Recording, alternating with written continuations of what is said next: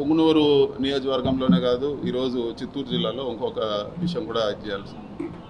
ఈ పదవులు కావాలంటే ఎంతసేపు పెద్దిరెడ్డి ఇట్లా అని మాట్లాడి ఏదో షో కొట్టే వాళ్ళకే ఈరోజు తెలుగుదేశంలో పదవులు వచ్చే పరిస్థితి అన్నీ కూడా చూస్తూ ఉన్నాము. ఈరోజు మాకు ఒక ఇన్ఛార్జ్ ఇచ్చారు, మొన్న ఎలక్షన్లో పోటీ చేసిన చల్లాబాబు అనే వ్యక్తి. ఆయన 89 నుంచి చూస్తూ ఉన్నాం. 89 నుంచి అధికారంలో చాలాసార్లు మేము అధికారంలో ఉన్నాము, వాళ్ళ పార్టీ అధికారంలో ఉన్నింది. ఇట్లాంటి చెత్త పనులు, ఇల్లులు కొట్టేది, చెట్లు నరికేది, ఆవులు దొంగతనం చేసేది, ఇలాంటి చెత్త పనులు ఎప్పుడు కూడా నియోజకవర్గంలో జరగలేదు. చల్లాబాబు కూడా నేను చెప్పేది ఒకటే, మేము ఒక ఇంట్లో 10 మంది ఉన్నాం.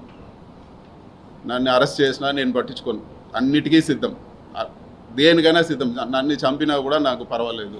మా ఇంట్లో లేకపోతే మా తమ్ముడు వస్తుంది, మా అమ్మ వస్తారు, ఎవరో ఒక వస్తారు. ఖచ్చితంగా మేము రాజకీయాల్లో ఉంటాం, ప్రజలకు కాన్స్టిట్యున్సీలో నియోజకవర్గంలో ఖచ్చితంగా నిలబడతాం. నీ పరిస్థితి నువ్వు ఆలోచించుకో. చంద్రబాబు ట్రాప్లో పడద్దు. నువ్వు చేసింది ఏంటి?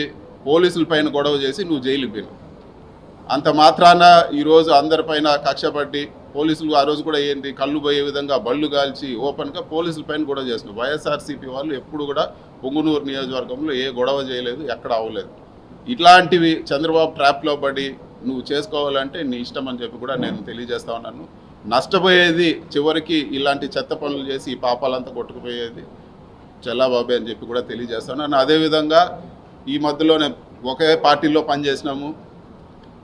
రాంప్రసాద్ అని మొన్న మంత్రి అయినారు.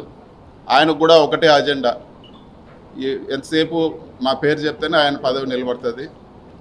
ఆయన కూడా నేను చెప్పేది ఒకటే, కొత్తగా మీరేమి అమెరికా నుంచో లండన్ నుంచో వచ్చింది ఏం కాదు. అందరూ కూడా ఇక్కడ చూస్తూనే ఉన్నాము. నిన్ను కూడా అందరూ కూడా చల్లాబాబు కానీ లేకపోతే రాంప్రసాద్ కానీ చిన్నప్పుడు చెడ్డీలు వేసుకున్నప్పటి నుంచి అందరూ తెలుసు.